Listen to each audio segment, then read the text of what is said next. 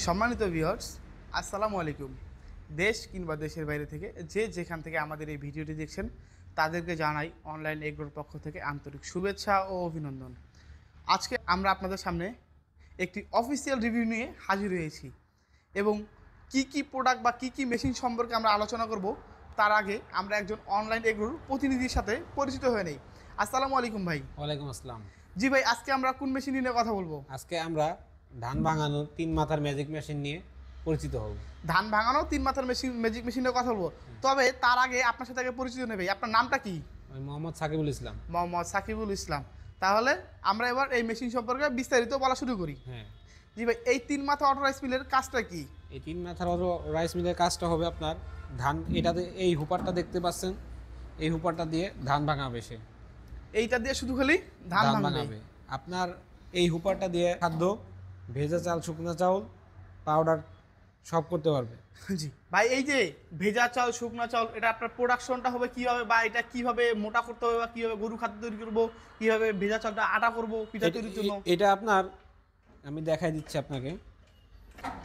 এই নেটটা পরিবর্তনের মাধ্যমে মোটা মোটা থাকবে, তখন সে দানাদার খাদ্য করতে পারবে। মানে বর্তমান যে নেটটা আছে এই নেটটা দ্বারা সে দানাদার গরু খাদ্য তৈরি করতে পারবে। হ্যাঁ, আর যখন এখানে চিকন নেট দিবে তখন সে ভেজা চাল, শুকনা চাউল আটা করতে পারবে। ও আচ্ছা আচ্ছা।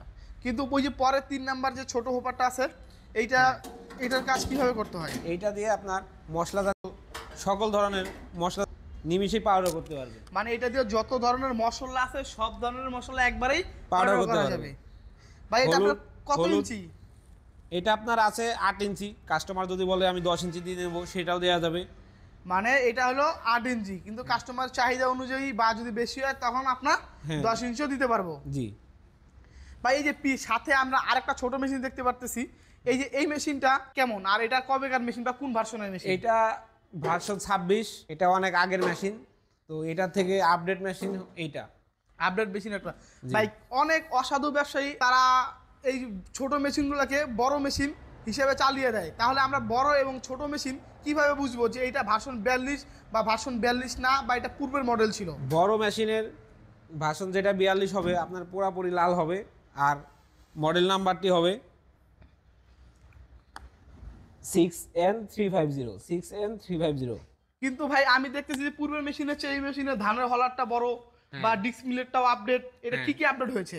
এটা আপনার ধানের হলার বড়, হুপারগুলো অনেক বড়, মানে সেক্ষেত্রে আপনার ধানের হোপার বড় এবং আপডেট হয়েছে। আর আমরা যে পূর্বের মেশিনটার কথা বলি, সেই ক্ষেত্রে দেখেন আপনারা পূর্বের মেশিনটা আগের চেয়ে অনেক ছোট বড়ি। হ্যাঁ, আমরা বর্তমান সময় এই মেশিনটি দিয়ে কেমন প্রোডাকশন পাবো ধানের?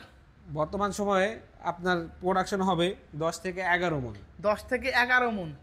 যদি চিকন ধান হয় সেক্ষেত্রে আপনার প্রোডাকশনটা বেশি হবে, মোটা ধান হলে প্রোডাকশনটা কম হবে। আর আপনারা এই যে এই মেশিনের সাথে মোটর কিভাবে দিয়ে থাকেন? মোটর এটা কাস্টমারের চাহিদা অনুযায়ী দেওয়া হয়ে থাকে। 5.5 গোড়া থেকে শুরু করে 7.5 গোড়া পর্যন্ত। মানে কাস্টমার চাহিদা অনুযায়ী 5.5 ঘোড়া থেকে শুরু করে 7.5 ঘোড়া পর্যন্ত দেওয়া হয়। আচ্ছা ভাই, এই যে ধানের প্রোডাকশনটা কিসের উপর নির্ভর করে? ধানের প্রোডাকশনটা মূলত সেলের উপরে নির্ভর করে। মানে সেলের উপর নির্ভর করে। আর এটা প্রোডাকশন কম বেশি হওয়ার যে কারণটা, সেলটা, এটা কিভাবে আমরা বুঝতে পারবো যে এটা অরিজিনাল বা অরিজিনাল? এটা আগের মেশিনের সেলটা আমি আপনাকে দেখাই।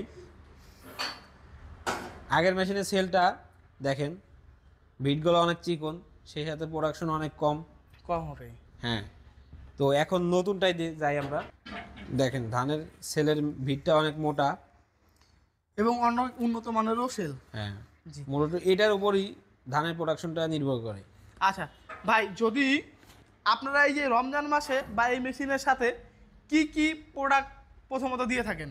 এই রমজান মাসে ঈদ উপলক্ষে আমরা দিচ্ছি 2 পিস ধানের নেট, 2টা ব্লেড, 1 পিস চিকন নেট এবং 5,000 টাকা সমমূল্যের একটি সেল।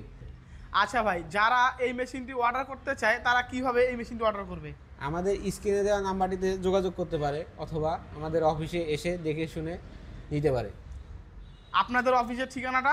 আমাদের অফিসের ঠিকানা বগুড়া বনানী, শাহজাহানপুর ফটকি ব্রিজ। আর আমাদের হেড অফিস ঢাকা এয়ারপোর্ট, হাজি ক্যাম্পের পূর্ব পাশে, বৈশাখীর মোড়। আমরা খুবই আকর্ষণীয় মেশিন নিয়ে আজকে আলোচনা করলাম। তবে যারা আমাদের চ্যানেলে এখনও নতুন আছেন তারা অবশ্যই আমাদের চ্যানেলটি সাবস্ক্রাইব করে পাশে থাকা বেল আইকনটি অন করে নেন, যাতে পরবর্তীতে নিত্য নতুন কোনো ভিডিও আপলোড করার সাথে সাথে আপনার কাছে সর্বপ্রথম পৌঁছে যায়। এতদিনে নতুন কোনো রিভিউর অপেক্ষায় থাকবেন। সবাই ভালো থাকবেন, সুস্থ থাকবেন। আজকের মধ্যে এখানে শেষ করছি। আসসালামু আলাইকুম।